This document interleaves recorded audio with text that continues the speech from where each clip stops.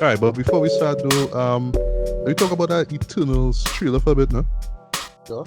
Yeah, dropped last Monday, times recording here.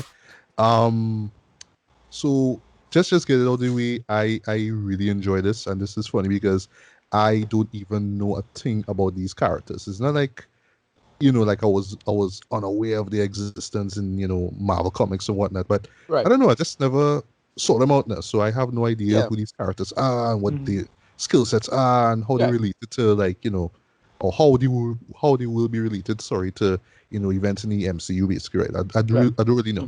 Well, they're kind of in the same space as in the pop culture miasma, as Guardians of the Galaxy were back in 2013, right? Yeah. And or was it 14? No, 14. 14, right? Yeah. Well, around that time when it was being hyped up, right? Nobody knew about them. Nobody had any semblance of what it's supposed to be. The version that we see is a remade version of them, that Marvel themselves put out, so only comic book people would know that, and so on and so forth.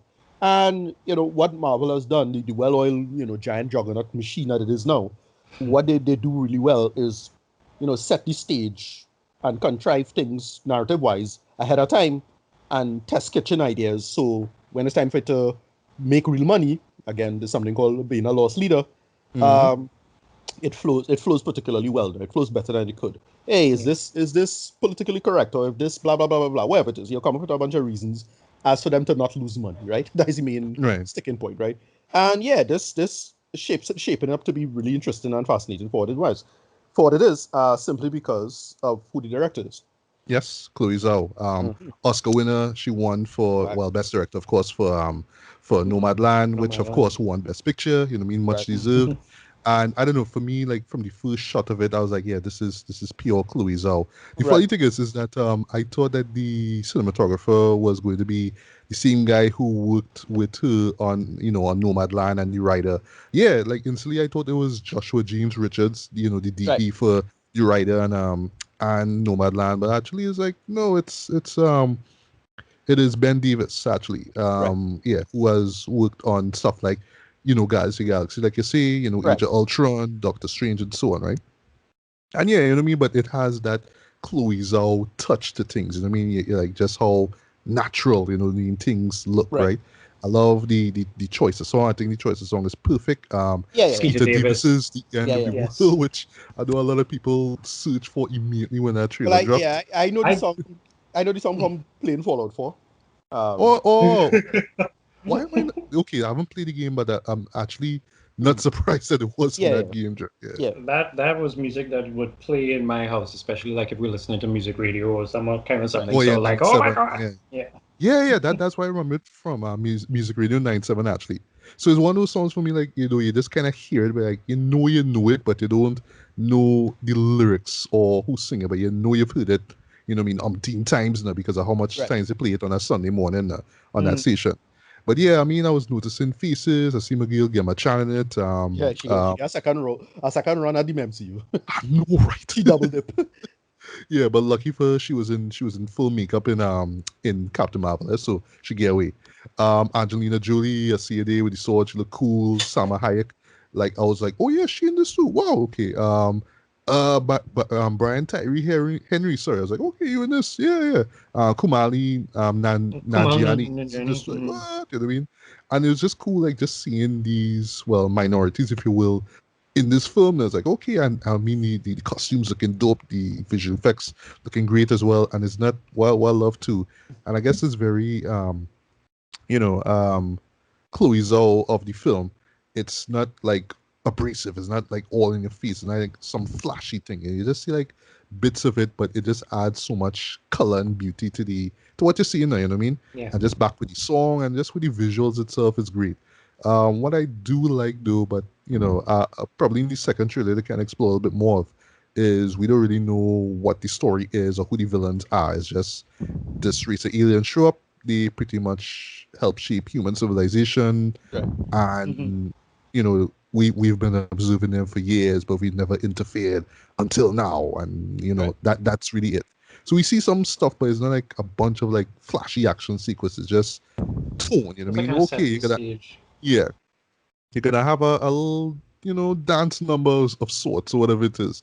It looks cool. You know what I mean? Like just visually, it looks great, and I just like it's just setting up the tone of the film. It's not telling you who the villain is or why we should fear or whatnot. You know what I mean? It's just kind of matching the vibe of the song itself. But yeah, thoroughly, I enjoy this. It feels very, very Chloe Zhao, and I have a feeling that it's just going to be, well, okay, so visually it's going to be great, and direction I could like not worry about. It's just the story that I just keeping my fingers crossed will be great. You know what I mean?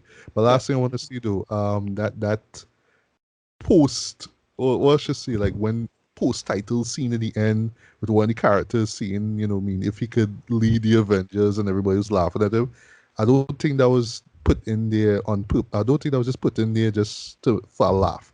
I think that they're trying to allude, or they're going to allude to something involving them and the Avengers one day. I'm not sure what it is, but I don't think they just threw it in like, oh, we just need to end it on a funny note because it's a MCU trailer, so we kind of need to have these quips, right? Nah, I think there's something there's something in store with that. I have a feeling so.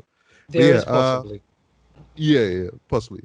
Yeah, but Ricardo, quick thoughts on the trailer. I'm actually shocked to see that a Marvel film has properly crushed blacks in its cinematography, right? Wow. Yes. for the first time ever, like ever. I can't think of one. Yeah, this seems to be like a cut above in terms of the technique and ability. Like, look, not knocking any of the other directors or anything like that in the MCU, but Chloe Zhao, let's admit it, she's kind of a league above, right? And I want to see where the energy and where the talent going to go. She, from what I understand, she has some control over like the story. So unlike Edgar Wright, who was kind of drummed out for trying not having the control, she seems to have a lot of control of the project, which is a really good sign. And it just looks interesting. Like the story itself is not new. Like it's charity of the gods, right? We see this before if you watch Stargate and whatever it is, right? The premise is not an interesting premise, but I want to see what they're going to do with it in the context in the MCU. If it'll actually be an engaging story on its own right. Where does say Thanos fits in all of this because he's supposed to be, I think, one of them, something like that, or maybe like that, right? Yeah, he's like a cousin. He's a deviant. Right. And I want to see where they're going to go with it. The only thing here is what I have a small concern, very small concern, but I don't think it'll be that big of a deal, right? Where because Chloe Zhao kind of above the material, and I put that in quotes, that you might end up getting, and here's a comparable story, a comparable situation, Ang Lee's Hulk. Oh, I see. Right, where where you have a person like, but here's the difference. The difference is that Hulk is a very popular character and it already in the popular culture. This is unknown, so she has full control of the material, much like with James Gunn and the Guardians material, right? And that's why I don't think it's that big of a concern, but it could be a problem, right? In terms of just the audience just not getting it, it'll just be a little too kind of heady for them, maybe. Again, this is kind of unfortunate language, but sorry to say it has a lot of the MCU is pretty middlebrow, right, for what it is, right? And you don't know how to design it to cater to that audience. And this stuff might be a little too above for people, and it won't work simply because of that. That's kind of what happened with Ang Lee's Hulk. His style, he's an amazing filmmaker, let's be clear about that, but it just didn't fit with the Hulk at all. Like, I get what you're trying to go for. I remember defending the film somewhat, but it just didn't line up particularly well, and a lot of people hated it. That might be a situation with this, but I don't think it'll happen. But it's just a small probability. That's about it. I kind of really hope that it is above because for all intents and purposes, Marvel films, my gripe that I always have with the MCU is that it's a little too much Skittles. Right. And, if you're going to bring someone like Miss Zhao on, then for crying out loud, do show me something different for Phase 4. So, yeah, I'm here for that. Right. Okay, so that is a good point. But the thing is I try to minimize culture wars. And you'll have all these idiots who'll be like, oh, the movie is this and it's pretentious and it's not that good. And then a bunch of other people who either sincerely or performatively will try to defend the film. And then you're like, well, you're trying to gaslight me into liking something that's not really good. And you'll get into this nonsense. I mean, it was absolutely ridiculous with stuff like The Last Jedi and how that played out. But, I don't know. And that's something I really want with our Marvel film, right? However, it's fine. You know, I'm reasonably hyped for it. I'm not too excited for it, given that the premise is not as interesting as it could be. But it's the comic. That's the comic. Let me see what they're going to do. Hit me. So I hyped. Right. Tracy, quick thoughts on the trailer. Okay. Let me very quickly just throw this out because my friend Richard Rollins has also been sort of like grooming me and reminding me. Grooming is a bad word, but let's go with that. Reminding me and sharing with me a good few. Yeah. Crazy, no, not these words yet. Yeah. But basically, here's the thing. The little that I know of Eternals is like this. And this is why when I saw the Eternals trailer, I got really annoyed about Ava DuVernay and Tom King is not doing New Gods over by DC anymore. Because this would have been, like, right now, we would have gotten the Eternals trailer, and then in October, when DC fandom comes, because they're having fandom in October, then you see a teaser or some kind of news or something for New Gods. Because this is all Kirby. Kirby had done... Eternal, had his he had beef with Marvel and he left, and he went over to DC and gave us all this good stuff in the Fourth World with the New Gods and Darkseid, and then had issues with them and ended up working back at Marvel, and gave us the Eternals, and so you see these group of people, and in one variation, Icarus, who is Richard Madden's character, he in one iteration, if I'm not mistaken, was the leader. So it's kind of hilarious when he says in the trailer, I could lead them, given the fact that in this film he's not the leader, but in one of the iterations of the comic books he's the leader. That's kind of hilarious. Okay. And then too, in terms of I can't remember his name, but Ninjani Kunal, his Eternal character assimilates into humankind as a Bollywood actor. So that sequence that you see there. But for me, when I saw it, first of all, I get up on a Monday morning, I'm prepping for work, and I come on Twitter, and it's there. There's no preamble, no tomorrow, Eternals, none of that you see. And I may have watched that trailer quite a few times. There is a sort of, the phrase that keeps playing in my head is a sort of biblical epic to it. It's like from the time I see that Mesopotamian old dudes just there by the, I was like, oh, so that's Abraham or Noah or one of these old patriarch characters there from those biblical epics. So the idea of them coming or even coming back to the earth, that sort of intrigues me. I'm very much intrigued at the notion of Angelina Jolie, because I know at this point in Marvel's career, Marvel can legitimately go up to the Queen and say, would you like a role in a Marvel movie? And she would say yes. So the idea of Angelina being in a traditionally superhero movie, because technically you could look at Salt and Mr. and Mrs. Smith, and you can see a kind of a superhero-esque vibes back at the time. But to see her involved in it, and I'm not sure, but I think she plays Thena. That is just brilliant for me. I'm in that category of, I know some, but I don't know all, and it's not top of mind in my brain quite right, just like Guardians of the Galaxy was. It's like, what is this talking tree and this raccoon?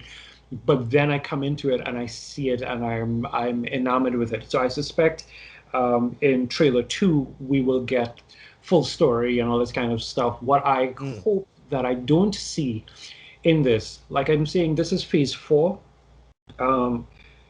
There is a thing that I have, an unforgiving thing that I have with Marvel. When we were entering into phase 3 and we saw Doctor Strange, the trailers for Doctor Strange, and I was like, this feels more gritty, a little bit dark, that kind of vibe.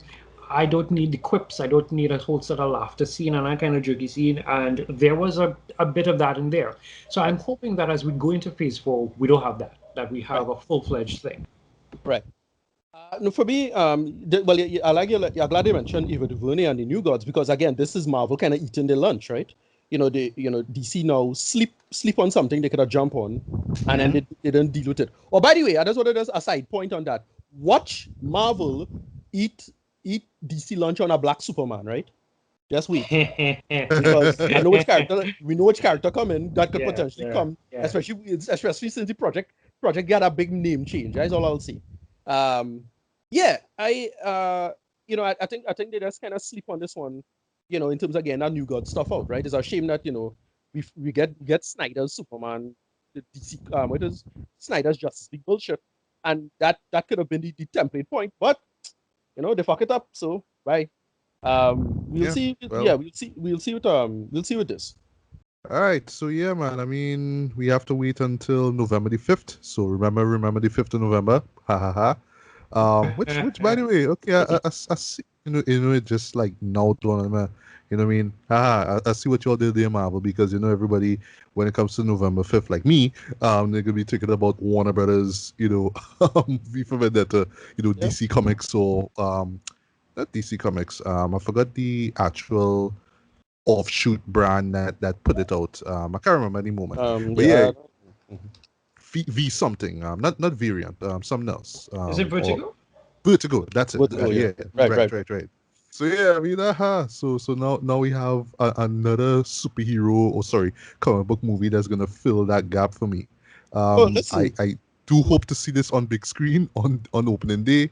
I really do hope. I really hope and pray that it does not get pushed back to, God forbid, 2022. Yeah, Ricardo, you said? No, Marvel is do the Jay-Z Nas strategy, when it comes to it. You pour out something, always pour out something one time to undermine them. Yes. Yeah, exactly. That is just, sorry to say, that the game. That the game, baby. You had to hustle. Yeah, that's what I do. The boss know how to pimp.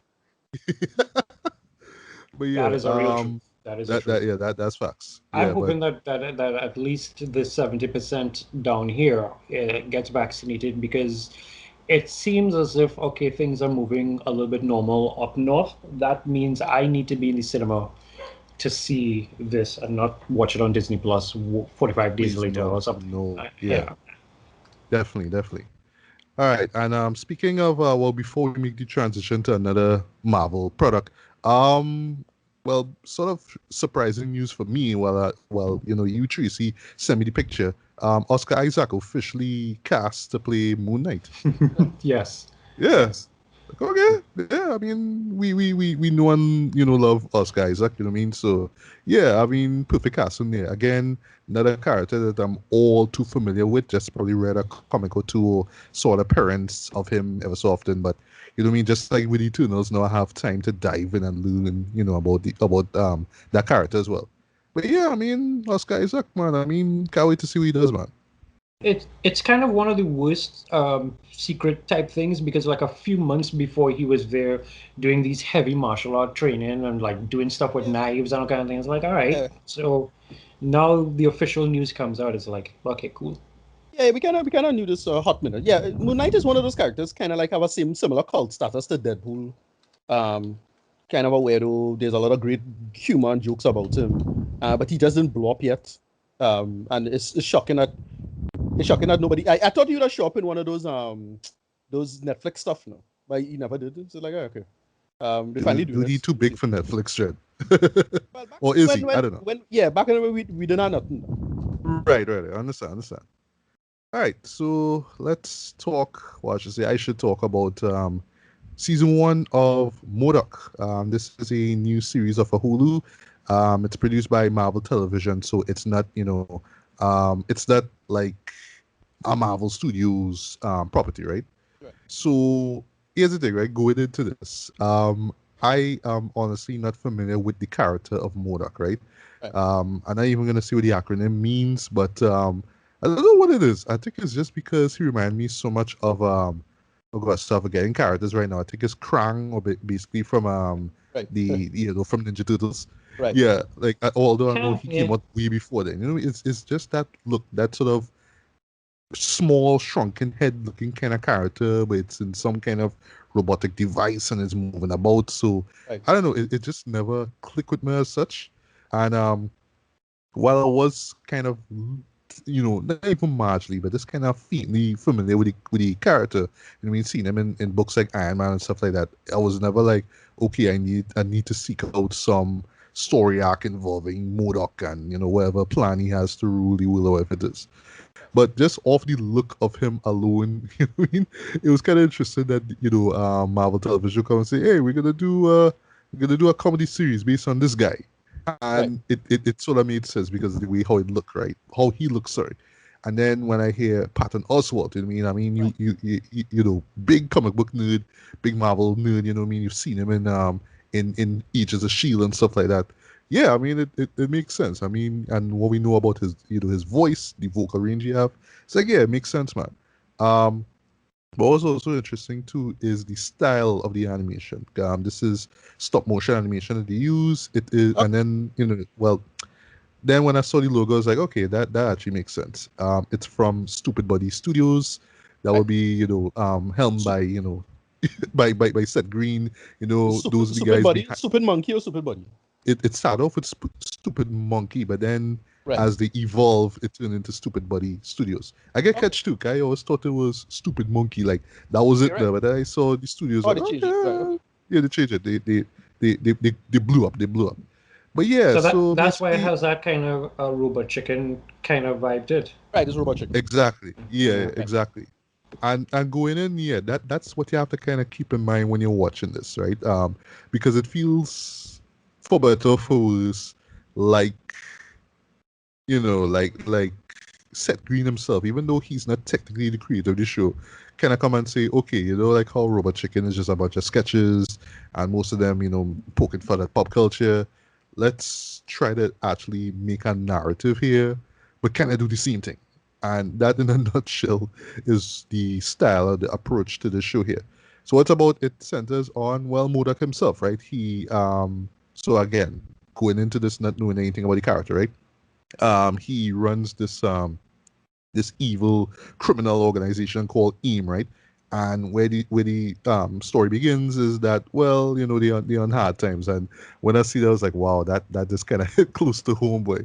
Because, I mean, funds are low, and, he still have his goons, basically, and they all dressed up in, like, these yellow sort of, I forget what you call those kind of suits, basically, like, when they're doing, like, chemical tests, basically, right? They all dress like that. Hazmat suits? Sort of, yeah, technically, technically is that, right? Yeah, and it's like they all wondering when they're gonna get paid. He and all this trying to figure out, what creative way he can take over the world. But at the same time, he has this grudge with Iron Man. There's actually a really funny opening sequence with him, with Iron Man basically beating the crap out of MODOK, basically, right? And it's like, oh yeah, now we're gonna take down Iron Man. But everybody else like, what are we gonna do? We we have kids to feed and whatnot. So a character by the name of, let me get the name, sorry, right? Austin Van der Sleet, played by Beck Bennett, who I didn't even know was in the show too. Like, yeah, I mean, we have some SNL talent here. Yeah, representing, well, it's not Google in this world, it's called Grumble, right? It's this big tech company, usually they have a bunch of apps, they have a bunch of products over the place. So they basically come and, buy over AIM. And MODOK is like, well, okay, that's cool, but I still want to run AIM, I still want to rule the world, but actually kind of realize, no, Austin kind of calling the shots, right? So, that makes MODOK all the press, right? He also has a wife who, again, I do think this is part of the lore of the comic book character, sorry. But yeah, he has a wife and he has kids in the show.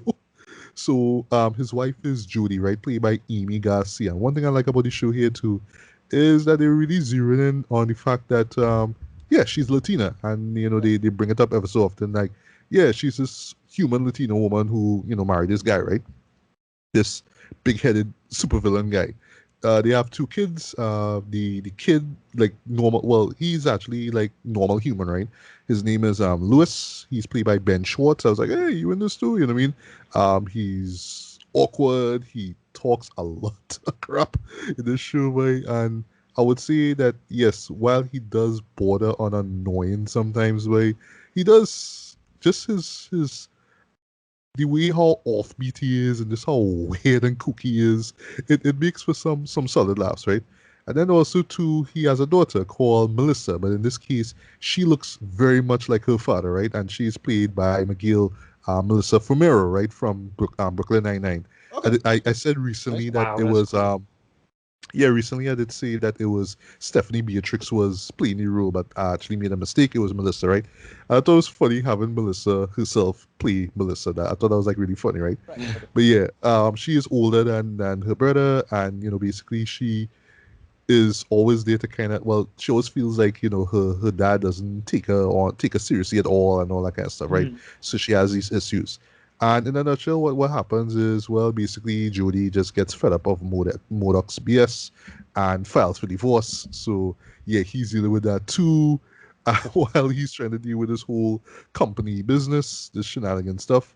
And then through some circumstances, he tries to rectify things to his wife by basically trying to more or less remind her of, well, basically try to reset something that happened in the past. There's this concert, this third eye blind concert, basically, that she couldn't attend. So he's trying to like fix that up now so she could kind of warm up to him, right?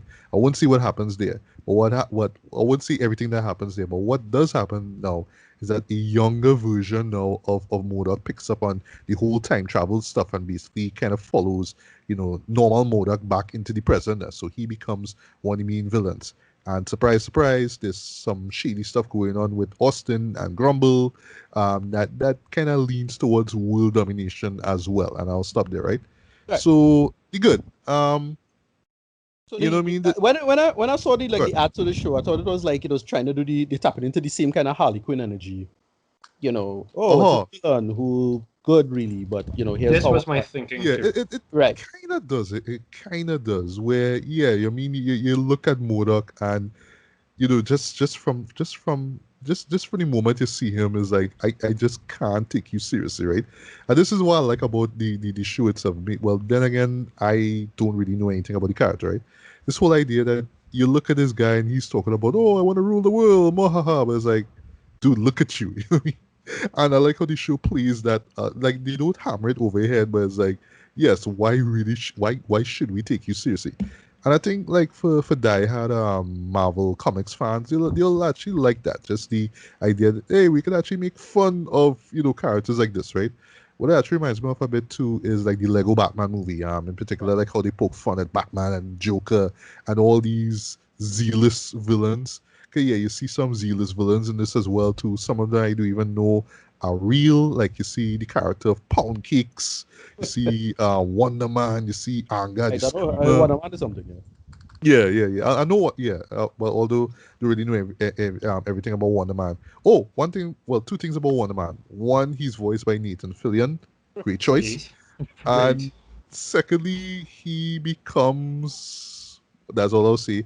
He becomes the next guy basically to to MODOK now, being Angie's ex basically. Sorry, being Judy's ex. I was like, okay, that's cool. How they play that. All right, cool. Yeah. But you see some old characters I didn't even know existed, like Armadillo. You saw Tempin. You saw Melter. Oh, good You God. see a character called Arcade. You know what I mean? It's just all these really like rare, like obscure characters that show up in the show. And how they play them though was hilarious in my opinion. Even that Mr. Sinister in it as well. So I was like, what? You're in this too? But I think unfortunately, they didn't do the much of thing them in is, it though. it's coming across like who they could afford, like in terms of those characters, and because Mm. DC still have like a lot of the shit under wraps now, like at least within the non-film realm in terms of movie licensing. Yeah, Uh, yeah, but yeah. You're Marvel, actually, not so straightforward with Marvel. you're actually right though, because yeah, it would make sense why well Marvel television get a hold of like these really old characters now.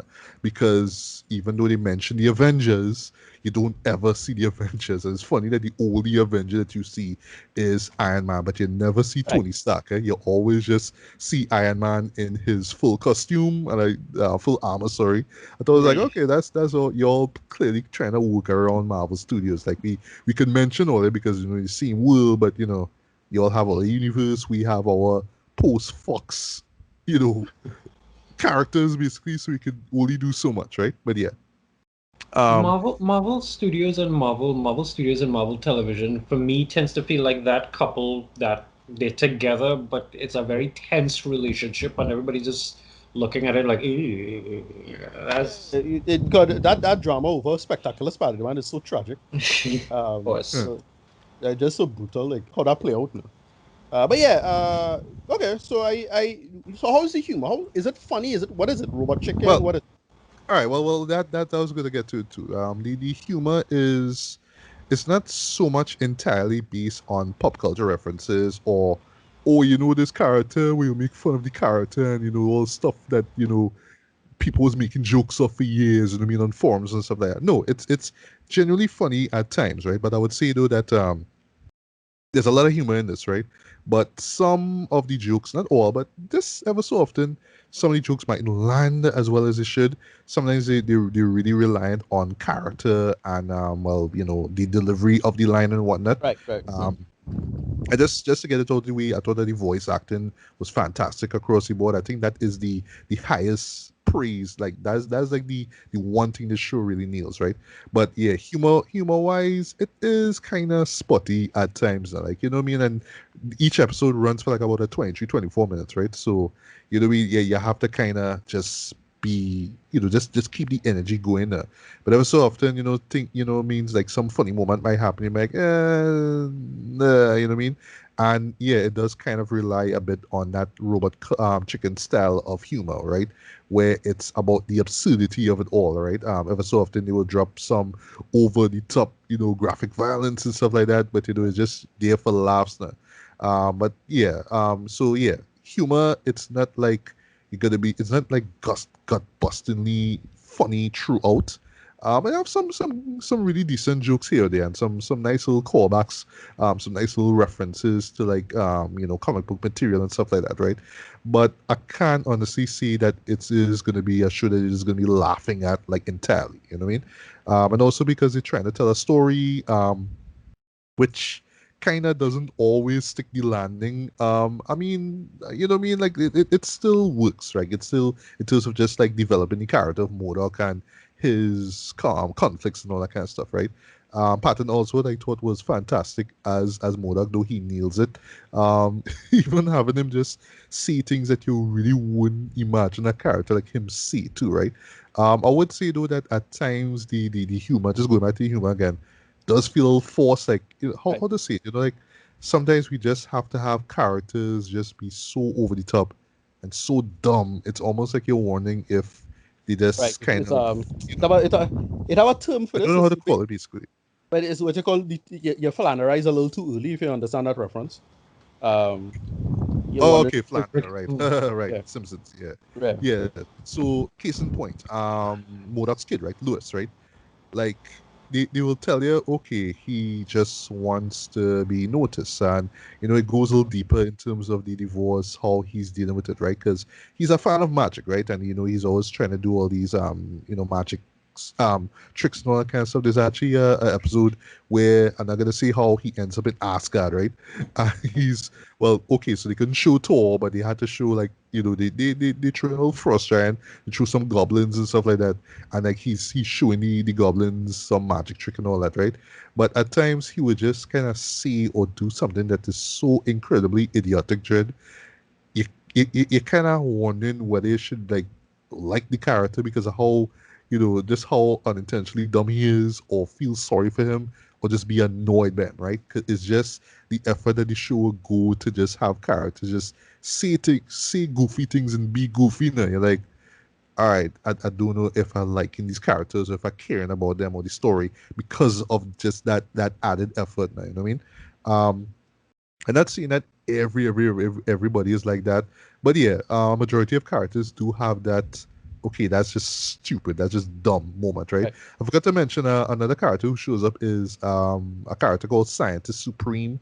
Right. This is like the main antagonist to MODOK, right? So basically, she's like this rival. Is basically his arch nemesis, but she works with him, and like yeah, she was a scientist and she just wanted to be the higher up, but no, MODOK made it so like this big rivalry between the two of them. There's an awesome fight scene between the two of them that shows up. And it's just how they just poking fun at like video games and references to old comics and all that kind of stuff. Like if y'all can look for that on YouTube, yeah, please do. It's really really awesome. Yeah, I thought that the supporting cast was great.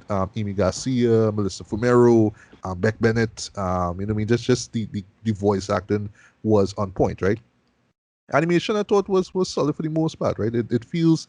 Then again, for me, I haven't watched Robot Chicken in in a good In a hot, while, in a hot in a minute. hot minute, yeah. So, but Yeah. it feels like very improved. Like the animation was just way improved from what I saw from what season 5 or 6 or wherever it is a stop off at. I mean, yeah, you could still tell that it's the same style in terms of like the mouth movement and stuff, but like I felt like they nailed the lighting and just the color schemes and for lack of a better word, cinematography. Like I felt like they just went out of the way to make this thing look solid, not just flawless in terms of visuals.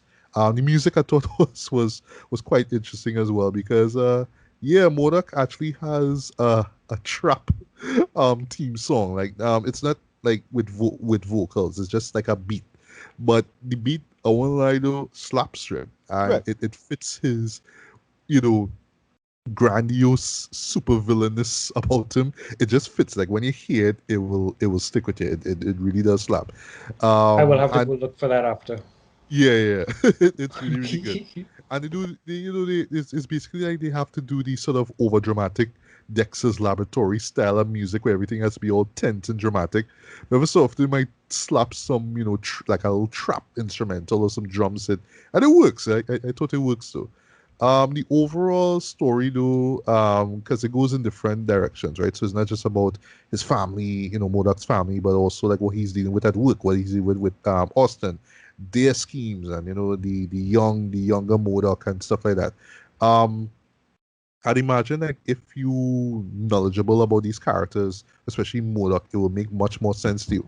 But I just kind of watch it like, okay, this is kind of where the story should go. Okay, so just kind of watching it and all that. But I would confess to it didn't really keep me as engaged as all that. I would say this because this, like, if you were to binge all 10 episodes, it'll come up to like about 3 hours. I kind of took breaks here or there. Like I didn't watch it completely through. Yeah, because just I don't know, just the story didn't grip me as much as it should. I guess you can make the argument. Well, it's just a dumb series. I mean, you're not really supposed to think things, right? But sorry, when you bring in stuff like divorce and family and Right. just really integral plot elements like that, you kind of have to feel invested in it, right? But they'll kind of diverge at times and just be all nonsensical and silly, which I guess is the point, right? Which leads me to the final episode. I'm not gonna say what happens there, but well, I would say the title is called "These Are Future MODOKs," right? Which is Right. Right. appropriate, right? Because Right. yeah, they do some Oh, future stuff wow. like essentially something happens and well now the character now a decision has to be made whether he could go back, well, sorry, whether MODOK could go to the past and change it or just leave it as is because he wants to rule the world, you know what I mean, and all that kind of stuff now.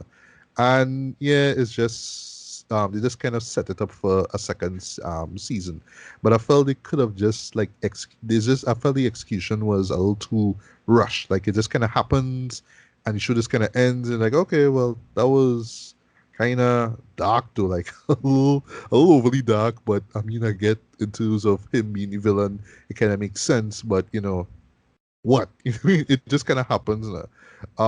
But for me personally, I would like to see where the story goes. I do hope that we get a second season though, but it kind of all depends on how people respond to it. Because uh, unfortunately, though, I feel this is one of those shows that people will just kind of skip or just kind of sidestep because, like, I don't know. I don't know if I want to watch a 10 episode show about a MODOK, you know what I mean? Or a character that looks just like him. So I guess if you just a fan of the character or if you're just familiar with the character, I just want to see what, kind of new take they do on this particularly old character, then I guess you'll check it out, right? But for the people who just kind of spoiled by the MCU, you just kind of watch it's like, I don't know. Right? Well, Last that thing I want to say actually, before last yeah, thing go ahead. before this, what I say before I get to return though.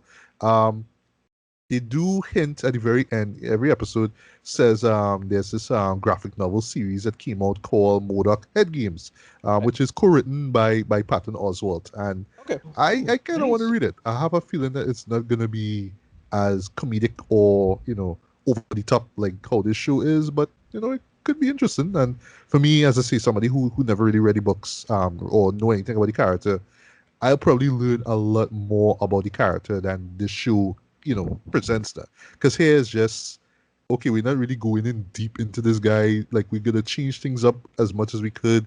We just, having fun. You know what I mean? We just being all goofy and silly because that's what we want to do. And, robot chicken. So, yeah, right?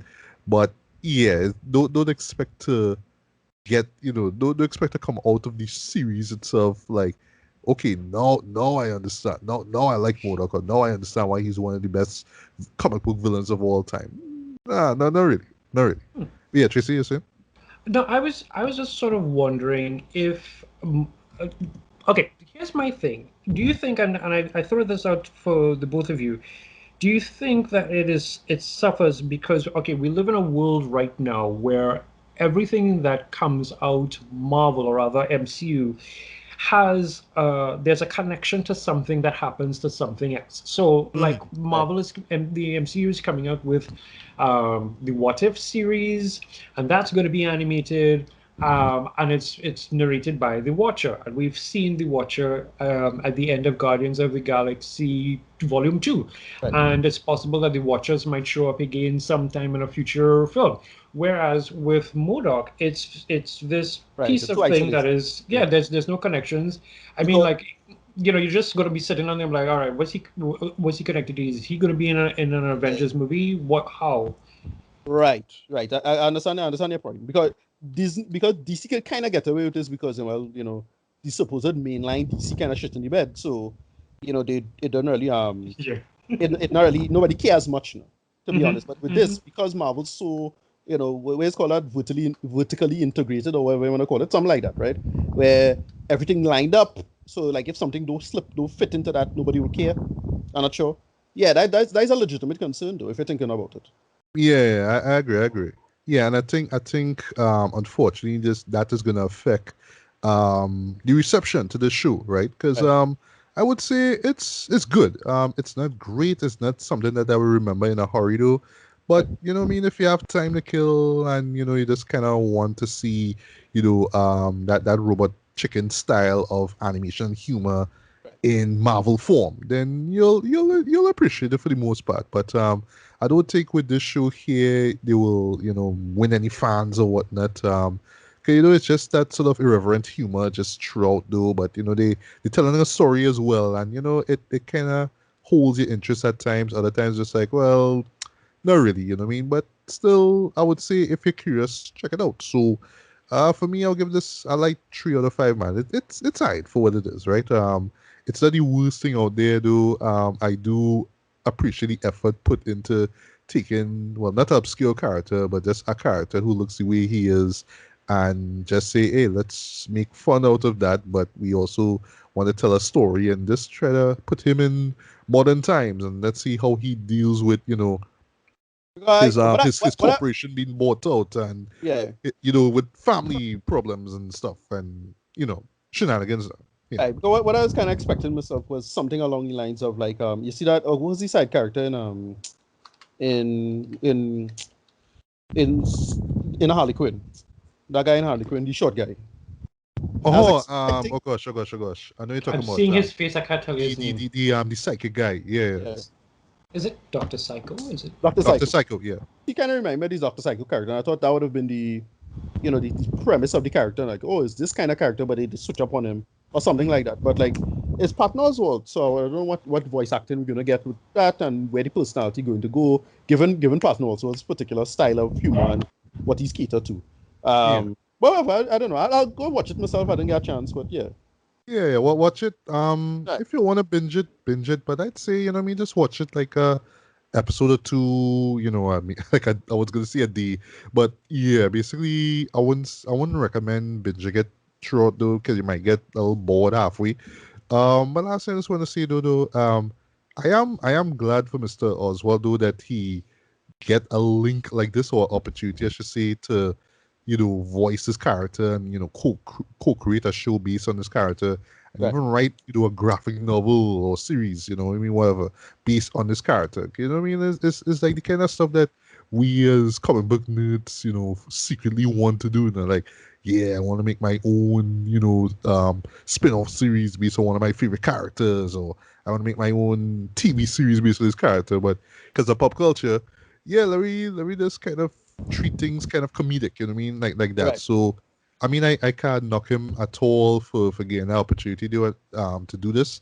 But I really do hope that we get a second season, and one that, more or less kind of fixes the issues with the story and the characters and whatnot, and the humor as well.